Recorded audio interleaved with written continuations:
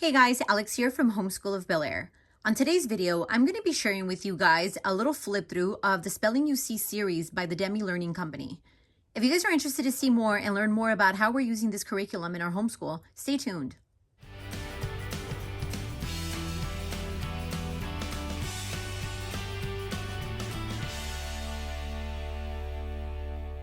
Okay, so I'm going to first give you guys a little bit of information as to the Spelling You See curriculum.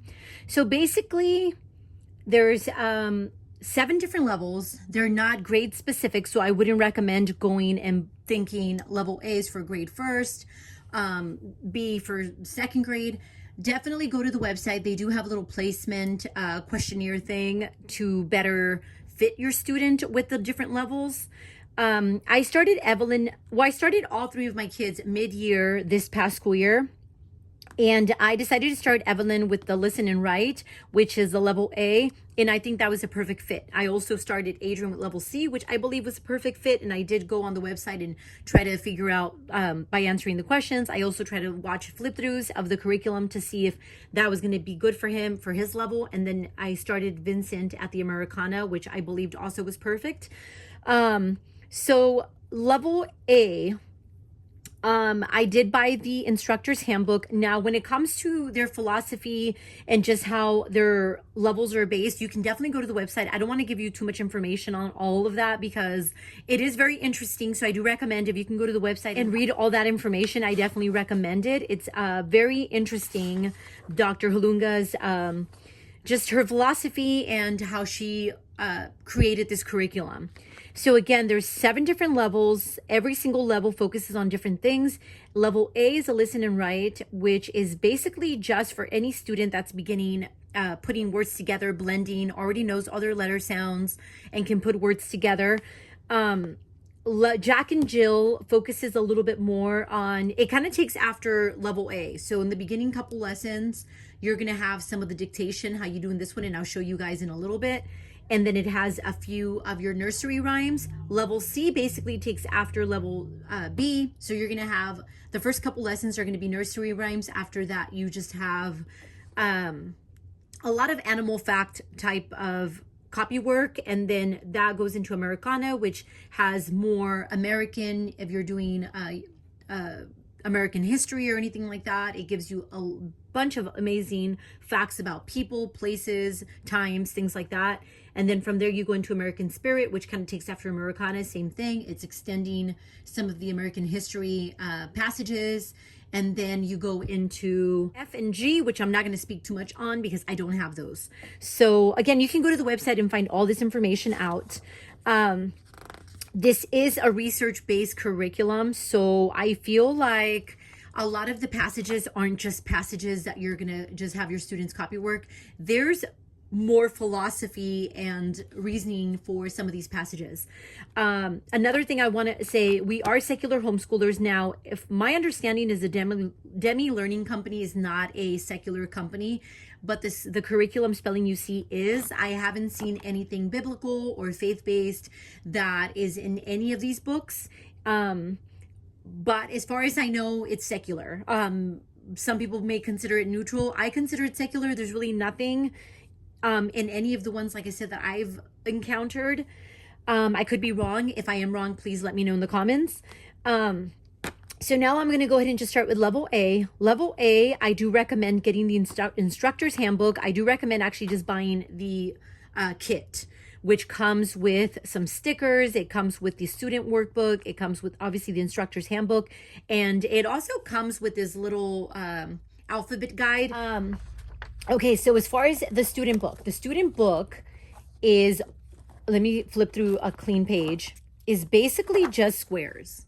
The first couple lessons, you're going to obviously have just 6 words per lesson and a little bit of letter writing, penmanship kind of lessons. You're going to get that throughout the beginning. We stopped doing this portion. You'll notice we stopped doing it pretty early on. Okay, so that is the first couple lessons. By lesson 6, I believe. Let me see. Week 6. I like to call it by weeks because it's weekly. Okay, so by week 7, you move up to 9 words. So now you're dictating 9 words. You get a little bit of that penmanship practice, which again, by this point, we already stopped doing that. You have 9 words. The teacher's manual basically looks like this. It just gives you the list of words matched up with the day of the week, or not the day of the week, but the top of the page. So that is what that looks like. By week 8, you don't do the penmanship practice anymore, and you now have 12 words that you're dictating.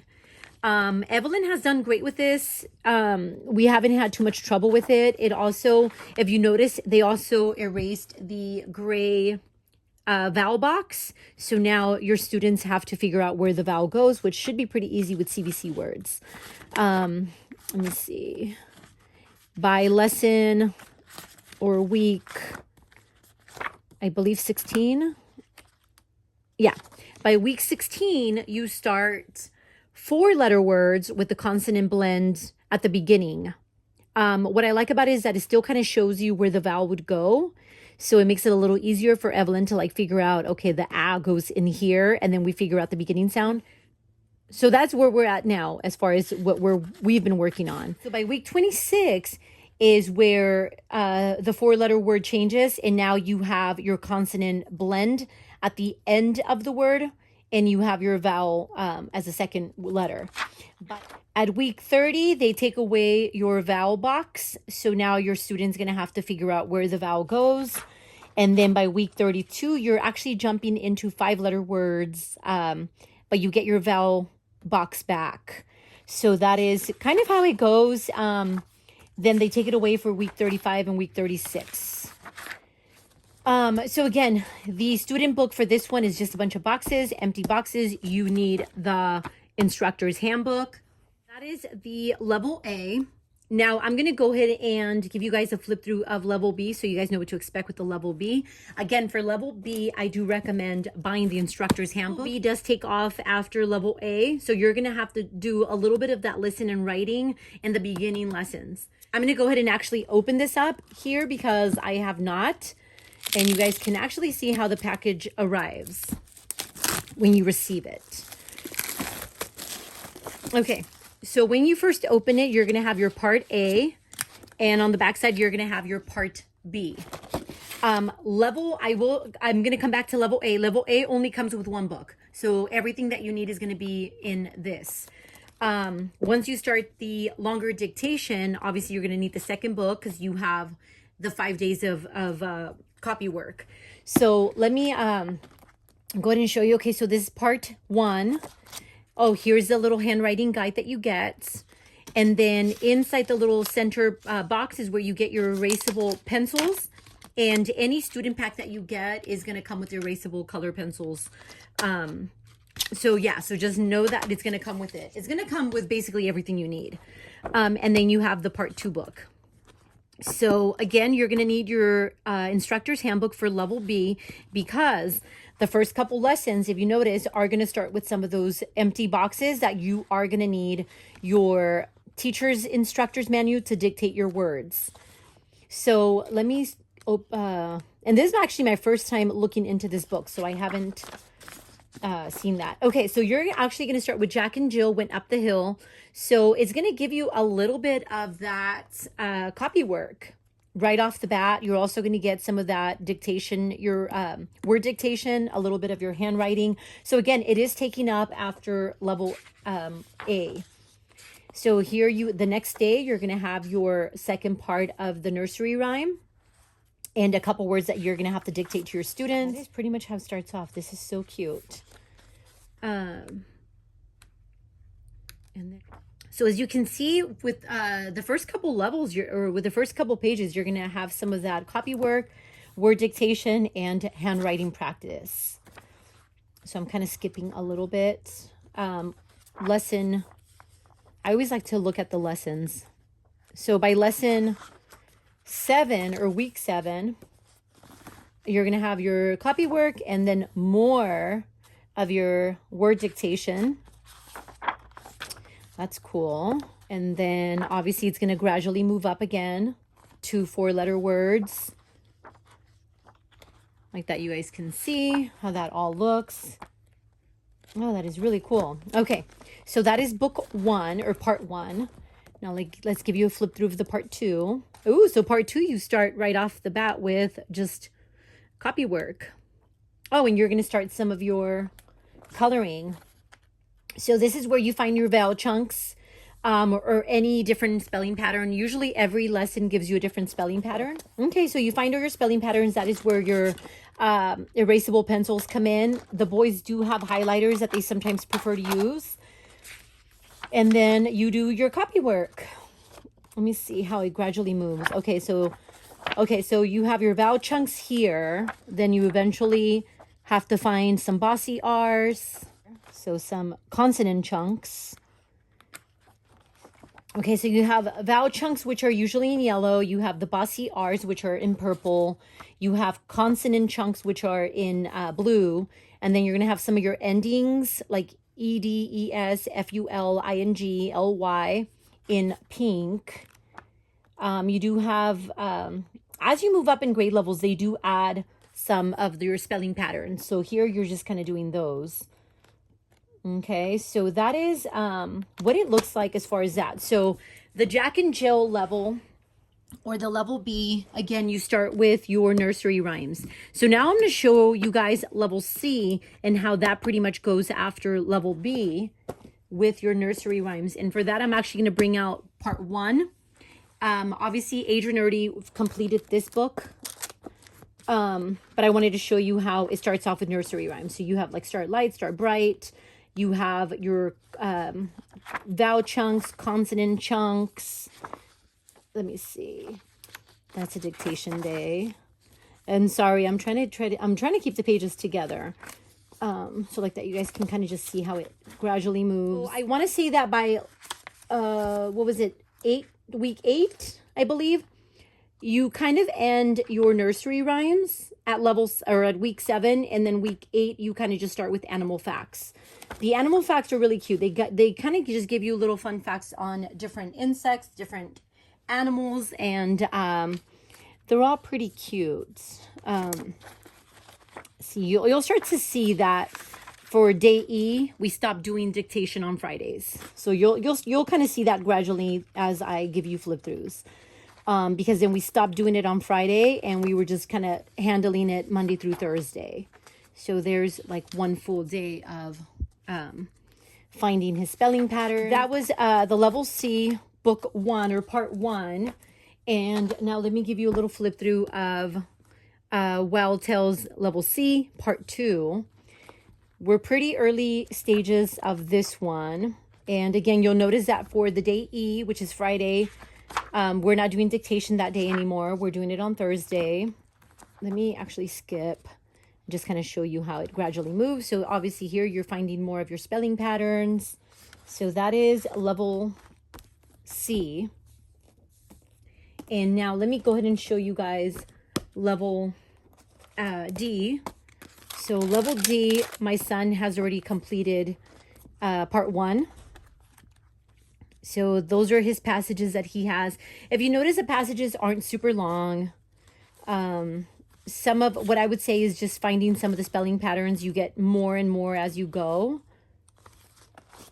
Let me see. Here is still pretty simple.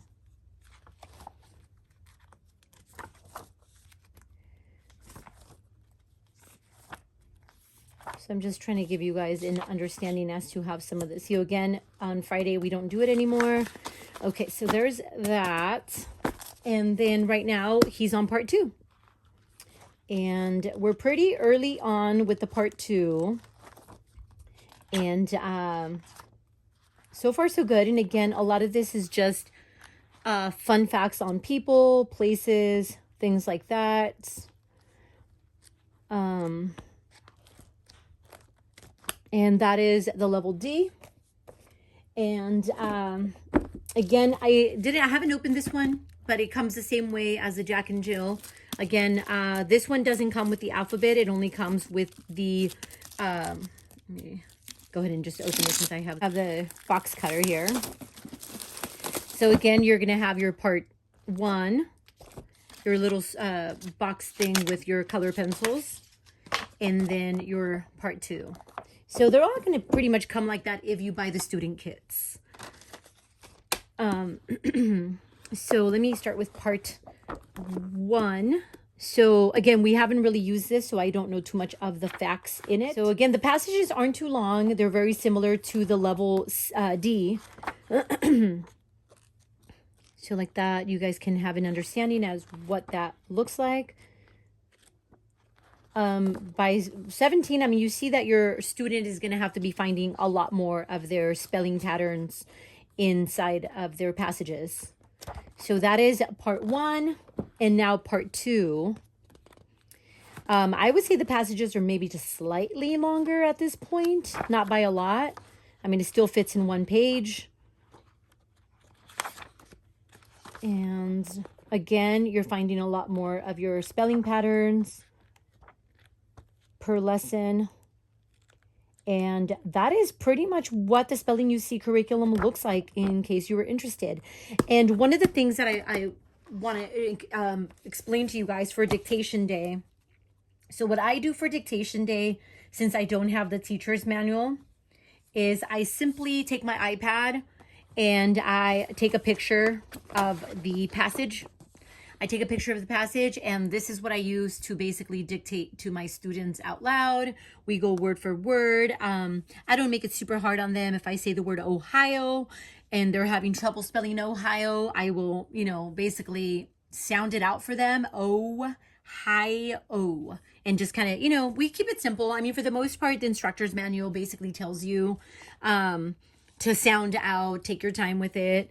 If you notice, some of our dictation days, let me see if I can find one to give you an example. Some of our dictation days, for instance, aren't very long. Because especially for Adrian, I do set the timer. If he's having trouble, like let's say if he's stuck on the word penguin, we try to figure it out. We try to figure it out together. We try to go by memory. Did it take him 10 minutes to do all of this? It probably did. It probably took him less. I did give him some time to draw his little penguins. But the curriculum itself tells you to don't try to take more than 10 minutes on it if you're having trouble with the dictation. And again, having a timer next to you does help. Vincent tends to get stressed out, but I always tell him 10 minutes, baby, is just to basically tell us how long we can spend on this curriculum before we have to move on. Because sometimes he feels like he's being timed and he's trying to hurry and he gets all discombobulated. So Adrian does better with the timer. He kind of just chills and, whatever. He doesn't care too much. But that is my workaround, not having the teacher's guide. And like I said, I just kind of use this so I can read it out loud to them.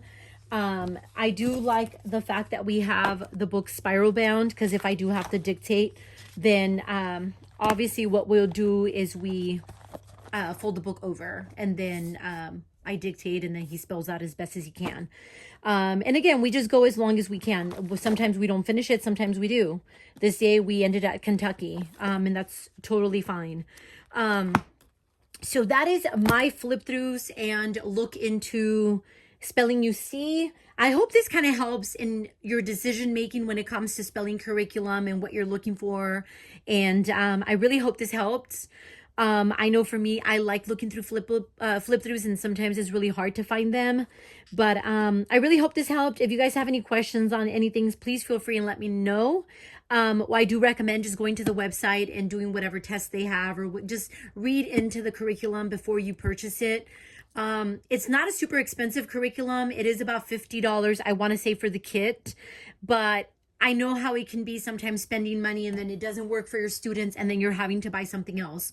In that sense, I'd rather have you guys go to the website, don't take my word for it. It's working for us. But I do use a lot of other supplements. So know that, and know that also my students aren't the best spellers. So I do have to use a lot of supplements when it comes to spelling. So that's just another detail in our homeschooling. So again, if you guys have questions, please feel free, let me know down below. Thank you guys for watching, and we'll see you next time.